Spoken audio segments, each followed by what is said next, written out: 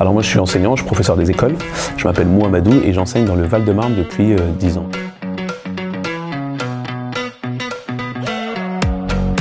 Je faisais des études avant en sciences humaines et c'est quelque chose, l'enseignement, qui peut être un débouché. Et je ne me voyais pas enseigner avec des adultes, mais lorsque l'opportunité s'est présentée de le faire avec des enfants plus jeunes, j'ai trouvé ça beaucoup plus intéressant. De l'administratif. Personnellement, c'est pas quelque chose que j'apprécie. Après, il y a tout un climat social ou sociétal autour du métier d'enseignant qui n'est pas non plus très favorable. L'institution, en tout cas, n'a pas forcément une très bonne image. Et puis, il y a certaines dynamiques aussi qui sont parfois institutionnelles, parfois d'ordre sociétal, qui viennent s'inviter à l'école. Je parle ici de harcèlement, je parle ici de tout ce qui va finir en isme, on va dire ça comme ça, sexisme.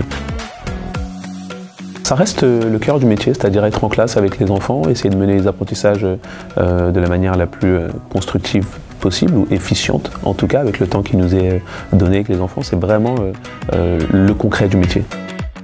Je me souviens d'un élève qui était rentré à l'école en CP ou en CE1 parce qu'avant ça il faisait l'école à la maison, ce qui se fait. Hein.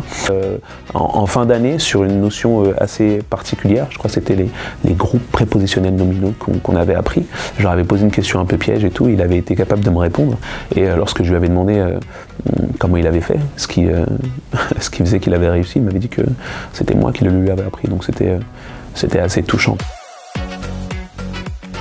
La violence institutionnelle. Ce que j'appelle violence institutionnelle, c'est parfois des écoles ou des équipes qui, on a l'impression, sont laissées un peu à l'abandon. Moi, ça m'est arrivé d'être dans des écoles où je sentais qu'en fait, tout avait été laissé à l'abandon. C'est-à-dire que les équipes étaient vraiment livrées à elles-mêmes. Et elles avaient beau faire remonter leurs difficultés, rien, presque rien ne se passait.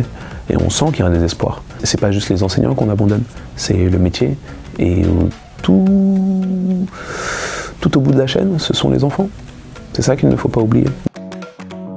C'est un métier qui, encore une fois, me tient à cœur par le cœur de ce qu'il est, c'est-à-dire être dans la classe avec les enfants. Maintenant, je sais pas.